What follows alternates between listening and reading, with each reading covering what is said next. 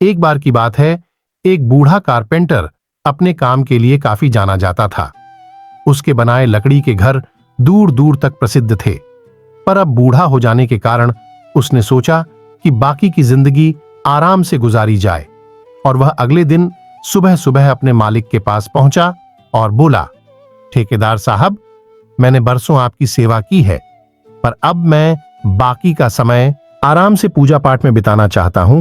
कृपया मुझे काम छोड़ने की अनुमति दें। ठेकेदार कारपेंटर को बहुत मानता था, इसलिए उसे यह सुनकर थोड़ा दुख हुआ, पर वो कारपेंटर को निराश नहीं करना चाहता था। उसने कहा, आप यहां के सबसे अनुभवी व्यक्ति हैं, आपकी कमी यहां कोई नहीं पूरी कर पाएगा, लेकिन मैं आपसे निवेदन करता हूं कि जाने से पहले एक आखिरी काम करते जाइए।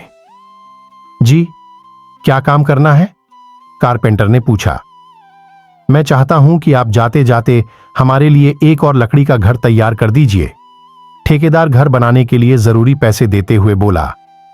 कारपेंटर इस काम के लिए तैयार हो गया। उसने अगले दिन से ही घर बनाना शुरू कर दिया, पर यह जानकर कि यह उसका आखिरी काम है और इसके बाद उसे और कुछ नहीं करना होगा, वो थोड़ा ढीला पड़ गया। पहले जहां वह बड़ी सावधानी से लकड़ियां चुनता और काटता था, अब बस काम चालाऊ तरीके से ये सब करने लगा।